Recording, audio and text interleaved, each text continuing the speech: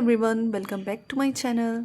So I hope आप सभी बहुत बढ़िया होंगे। तो स्टूडेंट, यहाँ पे हिमाचल में तो बहुत ठंड चल रही है और आज 31 दिसंबर है, तो ये वाला साल भी ख़त्म हो रहा है। सो आप सभी को हैप्पी न्यू ईयर। तो हम कर रहे हैं यहाँ पे क्लास 10th का मैथ करेंगे स्टूडेंट। एक्सरसाइज 6.3 से करेंगे क्वेश्चन नंबर 15। क्वेश्चन नंबर 15 क्या दे रखा है? A vertical pole of length 6 metre cast a shadow 4 metre long on the ground and कि एक 6 मीटर लंबा पोल है। जब उसके ऊपर सूरज की रोशनी पड़ती है तो उसकी शेडो बनती है। ठीक है, ज़मीन के ऊपर जो शेडो बनती है ना, वो 4 मीटर लंबी बनती है। And the same time a tower cast a shadow of 28 metre long, मतलब 28 मीटर लॉन्ग। बोल रहा है सिमिलरली, बोल रहा है एक टावर और है। ठीक है, और सेम टाइम पे उसके ऊपर जब सूरज की रोशनी गिरती है तो वहाँ पे जो शेडो बनती है वो 28 मीटर लॉन्ग बनती है। ठीक है, find the height of the tower. हमें फाइंड करना है कि ये जो सेकंड टावर है ना, इसकी हाइट कितनी है। ये नहीं बता रखी है हमें क्वेश्चन में, तो इसको फाइंड करेंगे स्टूडेंट। तो बहुत ही छोटा सा और बहुत ही ईजी क्वेश्चन, आप मेरे साथ करोगे ना आपको बहुत अच्छे से क्लियर हो जाएगा। सो कर लेते हैं इसको सॉल्व। सो स्टूडेंट, इस क्वेश्चन को सॉल्व करने के लिए हम क्या करेंगे? सबसे पहले हम इन दोनों फिगर्स को सिमिलर प्रूफ करेंगे। ठीक है, तो सबसे पहले इन दोनों ट्रायंगल को सिमिलर प्रूफ कर लेते हैं। तो इन ट्रायंगल ABC और दूसरी ट्रायंगल PQR, इनके अंदर देखो तो सबसे पहले जो पोल होगा वो जमीन के साथ 90 डिग्री का एंगल बनाएगा। दोनों में ऐसे ही होगा, तो ये एंगल क्या होगा दोनों पे? मतलब ये दोनों एंगल आपस में इक्वल होंगे। तो मैं यहाँ पे क्या लिख सकती हूँ? Angle B is equals to angle Q, और साथ में रीजन डाल लेंगे ईच 90 डिग्री, दोनों 90 डिग्री के होंगे। ठीक है, और स्टूडेंट ये जहाँ पे देखो आप, यहाँ पे जो एंगल बनेगा और यहाँ पे जो एंगल बनेगा ना, ये दोनों एंगल भी आपस में इक्वल होंगे।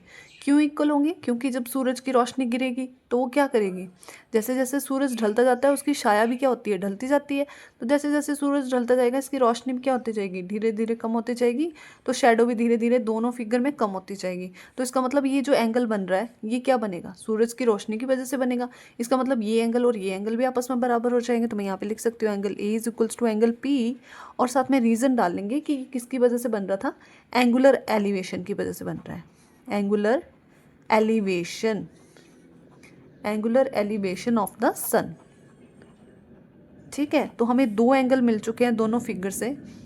सो हम क्या लिख सकते हैं कि ये दोनों ट्रायंगल आपस में सिमिलर होंगी। तो मैं लिखूंगी so therefore triangle ABC similar to triangle PQR। ये दोनों ट्रायंगल आपस में सिमिलर हो जाएंगे। यहाँ पे दो एंगल ढूंढे तो यहाँ पे लिखेंगे bye angle angle similarity rule, similarity rule.